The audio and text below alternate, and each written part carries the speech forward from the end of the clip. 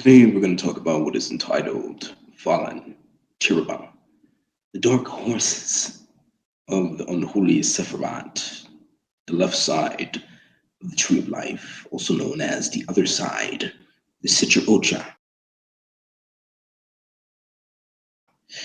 Now, when they use the fallen cherub, there are also fallen cherubim, but we're referring to the cherubic ecosystem, this Jacob's ladder.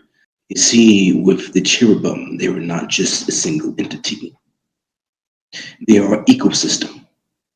The cherubim, as I mentioned in previous videos, comprise vast expanse of their reach from the earth to heavens, stemming from the spiritual orders, celestial orders, and terrestrial orders. Spiritual orders being angelic entities, celestial orders being constellations, the stars, all the galaxies in the universe, and terrestrial entities being the earth, and that therein, under the earth, under the sea, in the ecosystem, the atmosphere, all that makes up Gaia, the earth, that including the governmental systems of the world, the economics, politics, that being all the mechanisms of mankind, terrestrial orders maintain. We have these interworkings on the right side of the tree of life, which is pure, which is undiluted. So the same thing that you have with the cherubim, cherubic ecosystem, cherubic ladder, the tree of life for the 10 emanations of God, of that also on the left side. I mentioned before in previous videos that what side of the tree of life you're stirring. The right side of the tree of life, angelic entities to bring righteousness, peace, and justice, and prosperity upon the earth, or the left side of the tree of life, which stirs the demonic hierarchies that causes devastation, destruction, wickedness, and lack upon the earth.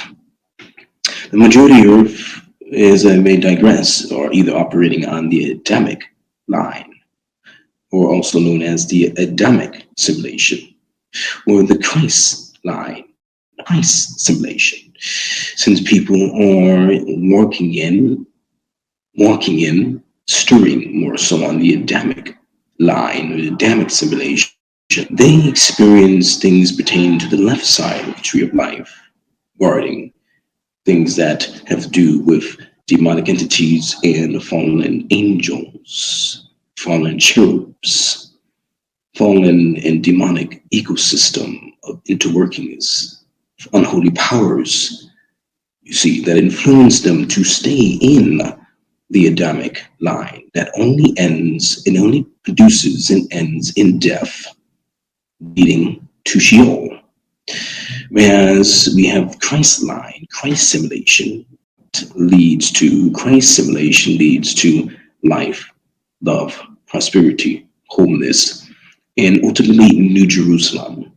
And I mentioned New Jerusalem as also relates to this tree of life, relates to this cherubic ladder ecosystem, because all relate to, as well as the mother from above, the woman from above, all relates to birthing, all relates to bringing something upon the earth.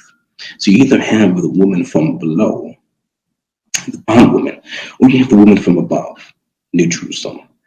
So when people are operating from the woman from above, from the woman from below, they're bringing Adam's line and the properties of this present fallen era, this present fallen world, and propagating into the earth.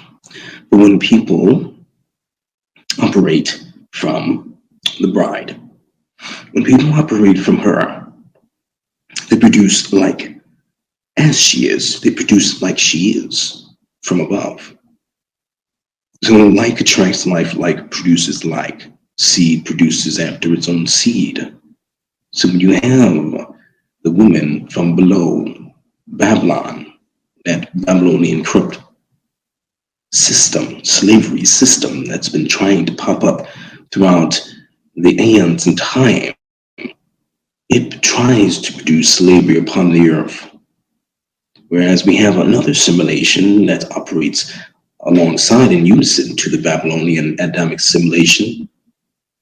You have Christ's simulation, which is destined to bring the new heavens and earth and New Jerusalem upon the earth, where there is no more death, where there is no more sin, where there is no more darkness, no more Satan, no more opposition, no more left side of the tree of life. See, with his fallen angels and fallen cherubs and fallen cherubs and fallen angels that corrupt and use the powers and energies of the world and kind to evil. So when we relate to the cherubic ecosystem, where it's comprises these three orders: spiritual orders, celestial orders, and terrestrials. On the right side of the tree of life, that's what it is. But you also have the left side of the tree of life, where the unholy side and unholy spirits, unholy orders, unholy systems, from the heavenly systems, celestial systems, and terrestrial systems, they also use and operate in and are spiritual orders, angelic entities that are fallen. Celestial orders, that is, constellations in the starry host. These also angelic entities, they know how to use the powers of the influence of the stars. This is occult astrology. They use the powers of the stars and the planets to your detriment. And they use the terrestrial orders to your detriment. They use humanity, figures, and government. These systems of government and governance and systems that are in finance to corrupt that, create a corrupt financial system. They use a corrupt technological system. They infiltrate the technology. They infiltrate also the foods of the earth, what people eat, to corrupt their bodies, to hurt their bodies, to cause increase in acceleration of death and disease. They infiltrate medicine.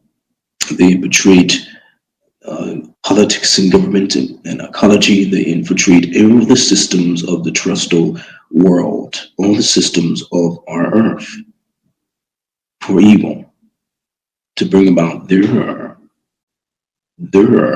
will, which is contrary to the unsoul of God's will. Contrary in the matter that it is not beneficial for mankind. But all these things, even the right side of the tree of life and the left side, even, God uses these things as a chess piece. Even things that are bad, he uses these things for his grand will and design. But this is only contingent based on the lack of people of God stirring the right side of the tree of life. So when the right side of the tree of life is not stirred, what does God have to use? What does God do? God is going to have his will be done, his kingdom come on earth as it is in heaven. Heaven and earth will have to pass away before his word comes back void. So God's going to use and God's going to make his will happen, regardless, even if there is not enough of the people of God working to bring about good, peace, righteousness upon the earth. Even if there's not enough people in different sectors of society and industries and government and politics, he still can configure and manipulate all the unholy systems of this world and manipulate it and configure it and move it to his grand will and purpose and design. So when we're talking about the dark horses of the unholy Sephirot, is that these horses are the vehicle, they are the mobilization of these spiritual orders, spiritual entities. We look at them as the wheels, the feet, how things are moving about. That these are unholy forces, hence unholy dark horses. Although there are positive light horses, but it's all predicated on who is riding these horses, what makes them what they are, you see. So we have these things, we have these horses that are released upon the earth, and those that are riding them, they also bring about certain levels and seasons of judgment and destruction and chaos upon the earth, because they are ruling on the left side of the tree of life. And that also is a part of this birthing system, this birthing mechanism. The whole tree of life is a birthing system, you see. So things are birthed whether on the right side of the tree of life towards good, or birthed on the left side of the tree of life into the world towards evil, you see. So knowing our enemy, knowing how the kingdom, the evil kingdom works, helps us understand what we need to be doing. They have their integrated cherubic system, fallen cherubic system, working on all levels, from spiritual to the angelic to celestial, the constellations, configuring and using the constellations towards dark influences upon the earth, in different levels of terrestrial orders, in government, in finance, in food, in farming, in education, in schools, in hospitals, in medicine. All of these systems that they infiltrate and use for the detriment of mankind, so that mankind will be less and less like the image of God. So this is a call. We need the people of God in government. We need the people of God in financial positions. We need the people of God in our food sector, how it's produced. We need the people of God in hospitals, in how these medicines are produced and are created, how it is influencing on a chemistry level. We need the people of God in the schools, in the universities, on the airways, on the media waves. You see, we need the people of God in all sectors of society, because they represent, the people of God represent Christ's simulation. They, the people of God, represent the right side of the tree of life in New Jerusalem, to bring the powers of the age to come in righteousness, peace, justice, and restoration upon the earth.